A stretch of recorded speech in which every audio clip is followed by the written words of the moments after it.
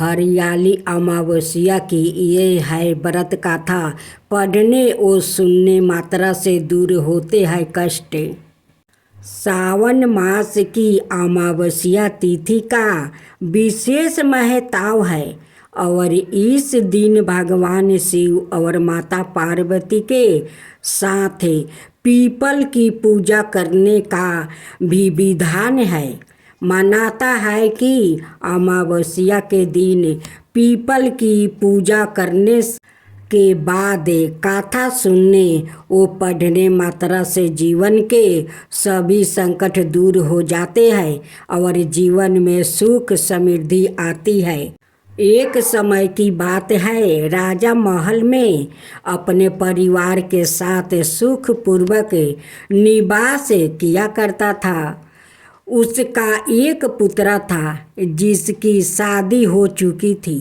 राजा की पुत्रवधू ने एक दिन रसोई में मिठाई रखी हुई देखी तो वो सारी मिठाई खा गई। जब उससे पूछा गया कि सारी मिठाई कहाँ गई तो उसने कहा, सारी मिठाई तो चूहे खा गया। पुत्रवधू की यह बात चूहे ने सुन ली और वो इस गलत आरोप को सुनकर अत्यंत क्रोधित हुआ। इसके बाद उन्होंने राजा की बहू को सबक सिखाने का निश्चय कर लिया। कुछ दिनों के बाद महल में कुछ मेहमान आया। चूहों ने सोचा कि यह अच्छा मौका है राजा की पुत्रवधू को सबक सिखाने का बदला लेने के लिए। चूहों ने बहू की साड़ी चुराई और उसे जाकर अतिथि के कमरे में रख दिया। जब सुबह सेवकों और अन्य लोगों ने उस साड़ी को वहाँ पर देखा तो लोग राजा की बहू के चरित्र के बारे में बात करने लगे। यह बात जंगल में आग की तरह पूरे गांव में फैल गई। जब यह बात राजा के कानों तक पहुंची तो उसने अपनी पुत्रवधू के चरित्र पर शक करते हुए उसे महल से निकाल दिया। राजा की बहू महल से निकलकर एक झोपड़ी में रहने लगी और नियमित रूप से पीपल के एक वृक्ष के नीचे दीपक जलाने लगी। इसके साथ ही वो पूजा करके गुरधानी का भोग लगाकर लोगों में प्रसाद वितरित करने लगी। इस प्रकार कुछ दिन बीत जाने के बाद एक दिन राजा उस पीपल के पेड़ के पास से गुजर रहे थे। उनकी बहू हमेशा दीपक जलाया करती थी। इस दौरान उनका ध्यान उस पेड़ के आसपास जगमगाती रोशनी पर गया। राजा इसे देखकर चकित रह गया। महल में वापस आने के बाद उन्होंने अपने सैनिकों से उस रोशनी के रहस्य का पता लगाने के लिए कहा। सैनिक राजा की बात मानकर उस पेड़ के पास चले गए। वहाँ पर उन्होंने देखा कि दीपक आपस में बात कर रहे थे। सभी दीपक अपनी अपनी कहानी बता रहे थे। तभी एक दीपक बोला, मैं राजा के महल से हूँ। महल से निकले जाने के बाद राजा की पुत्रवधू रोज मेरी पूजा करती है और मुझे प्रज्वलित करती है। सभी अन्य दीपकों ने उससे पूछा कि राजा की बहू को महल से क्यों निकाला गया। तो उसने बताया कि एक दिन उसने मिठाई खाकर चूहों का झूठा नाम लगा दिया था। इस पर चूहे नाराज हो गए और राजा की बहू से बदला लेने के लिए उसकी सारी अतिथि के कमरे में राख आए।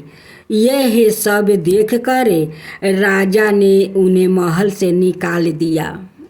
यह सब सुनकर सैनिक भी हैरान रह गया और महल वापस आकर उन्होंने राजा को पूरी कहानी सुनाई।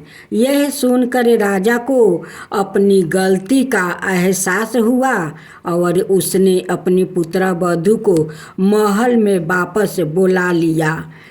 इस प्रकार पीपल के पेड़ की नियमित पूजा करने का फल राजा की बहू को मिला और वो अपना जीवन आराम से व्यतीत करने लगी। बोलो भगवान भोलेनाथ की जय, माता पार्वती की जय। अब अमावस्या व्रत कथा दूसरा श्रवण करें। पौराणिक कथा के अनुसार एक राज्य में एक गरीब ब्राह्मण रहता है। पैसों की कमी के कारण उसकी पुत्री का विवाह नहीं हो पा रहा था।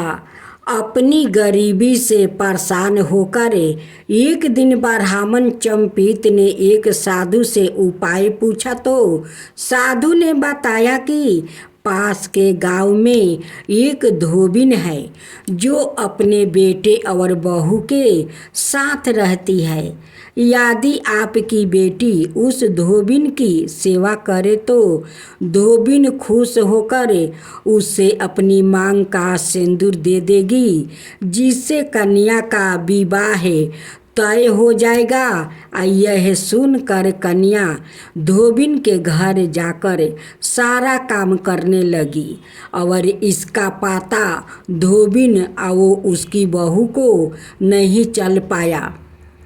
एक दिन धोबिन ने अपनी बहू से पूछा कि तुम इतना सारा काम इतनी जल्दी कैसे कर लेती हो?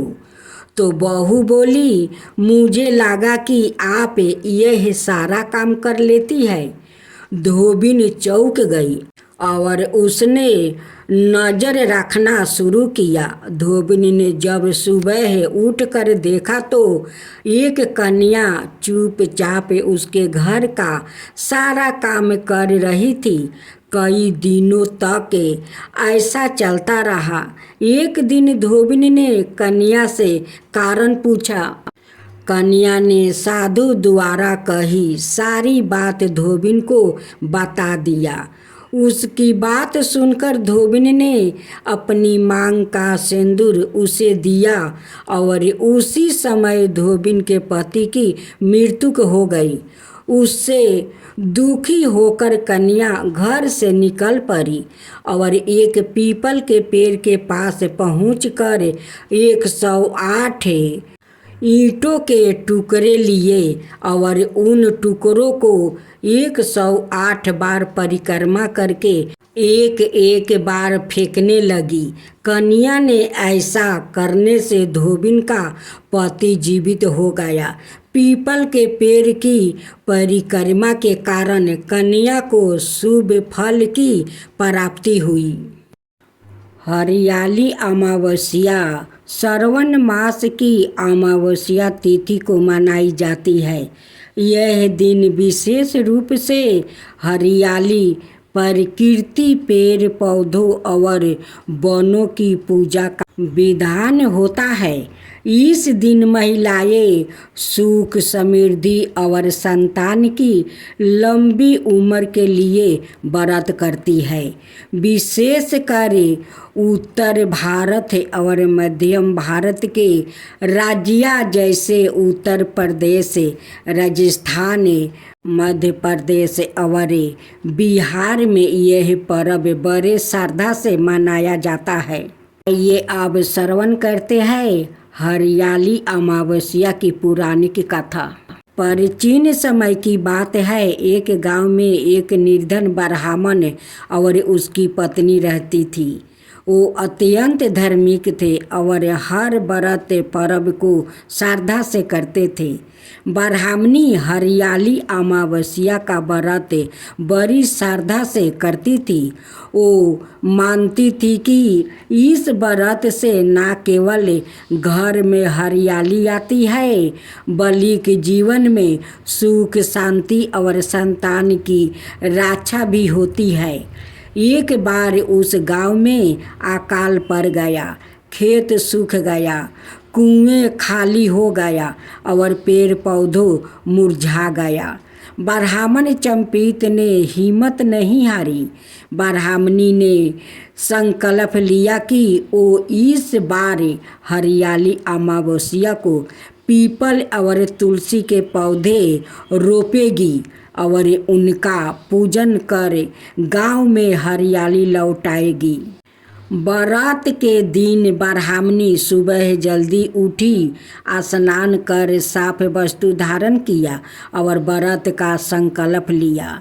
वो पीपल के नीचे गई, वहाँ जल चढ़ाई, हल्दी रोली अक्षत मिठाई और दीपक से वो पूजन किया। फिर तुलसी माता के आगे घी का दीपक जलाकर कथा सुनने बैठी। तभी गांव की अन्य स्त्रियां भी खुश हुई। सबने मिलकर व्रत किया और गांव में अनेक पौधों लगाया। कुछ ही दिनों में गांव की धरती हरी हो गई, वर्षा शुरू हो गया और खेतों में फसल लहराने लगी। ब्राह्मणी की आस्था से गांव में हरियाली लौट आई। भगवान विष्णु और माता लक्ष्मी इससे प्रसन्न हुए और उन्होंने ब्राह्मण चंपित को वरदान दिया कि उनके कुल में कभी अन्न और धन की कमी नहीं होगी। हरियाली अमावस्या का यह संदेश है कि प्रकृति ही जीवन है। इस दिन वृक्ष रोपण करना चाहिए। पीपल नीम आम तुलसी आदि पौधे की पूजा करना चाहिए और उन्हें जीवन देना चाहिए। हमारे जीवन को भी संजीवनी देता है। यह केवल धार्मिक पर्व नहीं बल्कि प्रकृति के प्रति वृक्ष पौधों का दिन है।